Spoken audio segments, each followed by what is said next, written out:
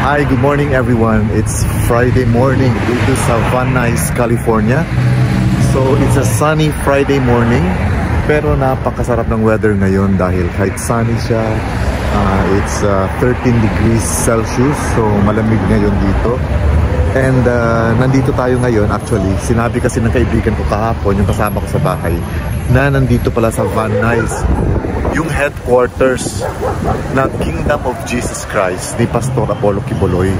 So ngayon naisipan kong daanan dahil malapit lang ito sa bahay, parang mga 12 minutes lang na lakad papunta dito sa Kingdom of Jesus Christ na headquarters na sinasabi na nandito sa Van Owen Street, Van Nuys, California. So kung matatandaan natin, noong January 2020, ito yung church nila na kung saan ni-raid yung kanilang simbahan. So eto ngayon, yung Church of Jesus, Kingdom of Jesus Christ. Eto yun, may gate sa loob. Ayun. So eto yun, ito yung Church of, ito yung Kingdom of Jesus Christ. Ayan, ayan siya, nakikita nyo yung pangalan. Ayan, the Kingdom of Jesus Christ, the name above every name. So ito yung raid dati. Ayan. So sabi nga nila dati, in-smash itong mga windows dito nung pinasok sila ng FBI. Pero ngayon, okay na. Ang naayos na. Ayan. Wala nang basag. Pero I think, hindi lang ako sure kung open pa ito ngayon. Ito siya ngayon. Meron siyang mga, parang mga bungalows sa loob. Saan dito nakatira. So itong mga bungalows na kung saan sinasabing dito nakatira yung mga miyembro ng Church of Jesus Christ. So eto siya ngayon. Ayan. Katabi nila ito. So sinasabi nga na dito sa area na ito nadakip yung dalawang officials ng Kingdom of Jesus Christ na sinasabing sina isang dito si Marisa Duenas. Si Marisa Duenas, kung maalala natin last week, siya yung kumbaga ay nag-plead ng guilty sa mga kasong isinampa laban sa kanya, katulad ng isa na doon yung human trafficking at saka yung fraud or yung sinasabing fake marriages or sham marriages na kung saan sinasabi nga na nagdadala sila dito ng mga babae as volunteers. And then after that, kung hindi na nila maiproseso pa yung visa o yung working visa o yung green card ng mga volunteers na sinasabi, di umano ay ipinapakasal ito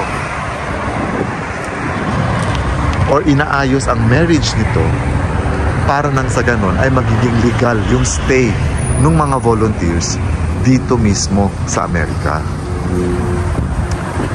So itong si Marisa Duenas, sinasabi na nag-plead ng guilty sa mga charges laban sa kanya. Personally, para lang sa kanya, she's not speaking for the whole Church of Pastor Apollo Quiboloy, nor about doon sa mga kaso na hinaharap ni Pastor Apollo Quiboloy.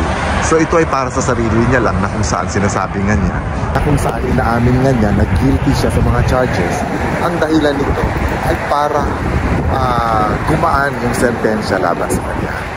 So hindi totoo yung balibalita na na-dismiss na yung kaso ni Pastor Apollo Quiboloy dito sa Amerika. Pero yung kaso laban kay Marisa Duenas, dinismiss na yun dahil nga umamin na siya or nag-plead na siya ng guilty dun sa mga charges laban sa kanya.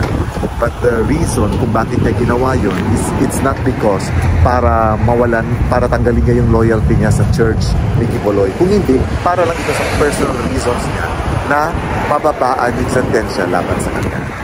So hindi ko masyado nakukunan yung compound ng Kingdom of Jesus Christ dahil merong babae doon. So medyo parang nahihiya ako. Nahihiya rin siyempre ako na makita niya na kinukunan ko. Dahil siyempre alam natin na controversial yung Kingdom of Jesus Christ dito sa Amerika.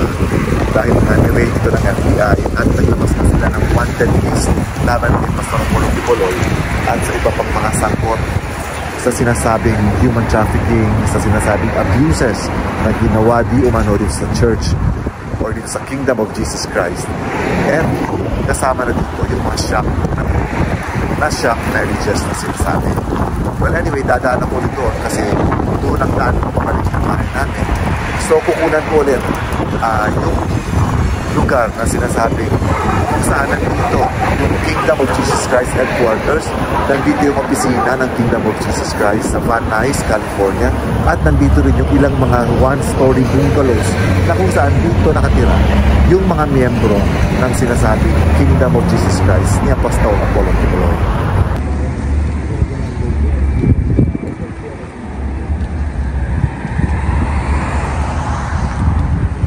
So, may malalaking aso sa labas na yan.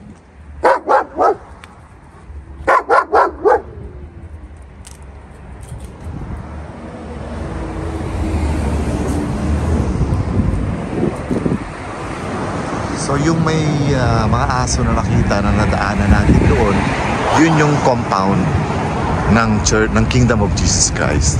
Ito siguro yung entrance ng kanilang opisina.